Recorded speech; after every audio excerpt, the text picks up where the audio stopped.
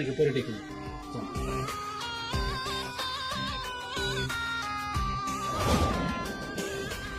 Good evening sir. Good evening.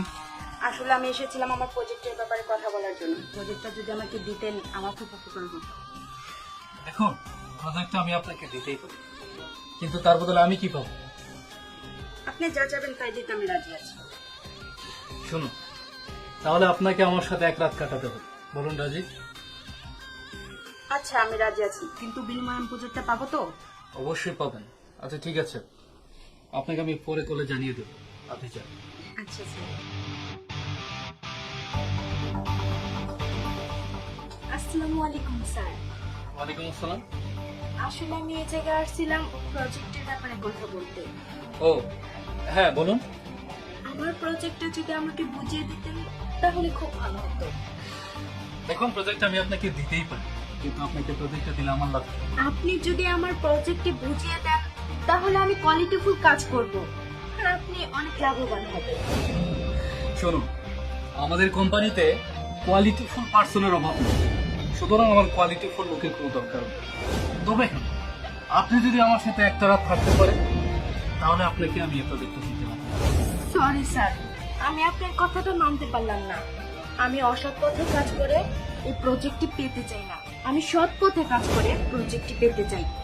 আর আপনি যদি এমনিতে দেন তো দিয়ে দেন, আর তা না হলে আমার প্রজেক্টের দরকার নেই। আচ্ছা ঠিক আছে, আপনি এখন আসুন, আপনাকে আমি ফোনে ফোন করে আপনাকে জানাবো। ঠিক আছে, আমি অফিসে ফোন দিয়ে শুনতেছি তোমাদের তিনজনের মধ্যে কে প্রজেক্টটা পেয়েছে। ঠিক আছে ম্যানেজার, ফোনটা লাগাও। আচ্ছা ম্যাডাম। হ্যাঁ, তিনজনের মধ্যে কে প্রজেক্টটা পেয়েছে আমি জানতে চাই। কীর্তি ম্যাডাম জয়ী হয়েছে। আচ্ছা ওকে ওকে, আমি পরে করব। ফোনটা কাটো।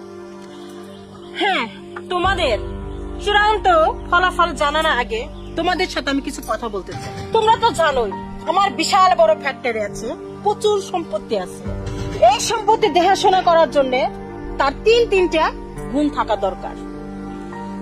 এক নাম্বার হচ্ছে মদ, কোনো মদ খাওয়া যাবে না। 2 নাম্বার হচ্ছে জুয়া খেলা যাবে না। 3 নাম্বার হচ্ছে নিজেদের চরিত্রটা ঠিক করতে হবে। কিন্তু আমি পরীক্ষা করে দেখলাম এই তিনটা গুণ তোমাদের দুজনের মধ্যে নাই। সেই গুণটা আছে আমার ছোট মেয়ে বিথি। তাই আমি চিন্তা করেছি যে আমার যা ফ্যাক্টরি আছে, সম্পত্তি আছে, সবকিছুর দায়িত্ব আমার ছোট মেয়ে বিথির হাতে তুলে দিব। আর কবিতা কোকিলা